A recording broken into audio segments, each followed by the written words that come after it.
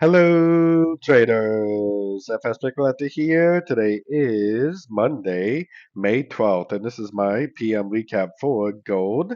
If you haven't done so already, definitely do check out my free Discord channel, which is linked down here in the corner at the end of the video. And make sure to take a look at my website, fxpipcollector.com. Watch the video on my home screen to learn more.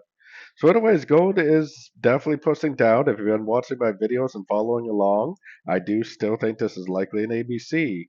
We are right at the 50%, so it's definitely an area of interest. It may actually end up pushing down lower to the 61 or even the 78. We really don't know what level it will turn at.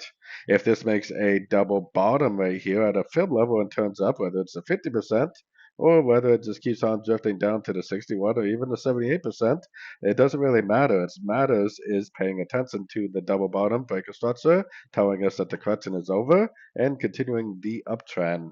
Now, tomorrow is CPI inflation data, so it could possibly be a really good time to end a correction and possibly continue the higher time frame wave 3 uptrend. Back down on the 1 hour time frame, I would definitely still be looking for shorts. We might actually push up a little bit, come back down. If it continues to hang out around this 50%, then it maybe takes out this low and then goes up and breaks structure. That would be like the most ideal setup for tomorrow's CPI news. Possibly, like I said, for an entry to go long for the continuation of the uptrend. If it doesn't do this right here, if it doesn't make that double bottom and instead pushes down to the 61% without giving us a break of structure, then there's really no reason to start looking for longs yet and just continue to look for shorts at the end of pullbacks. So anyways, don't forget to like and subscribe. And as always, thank you for watching and happy trading.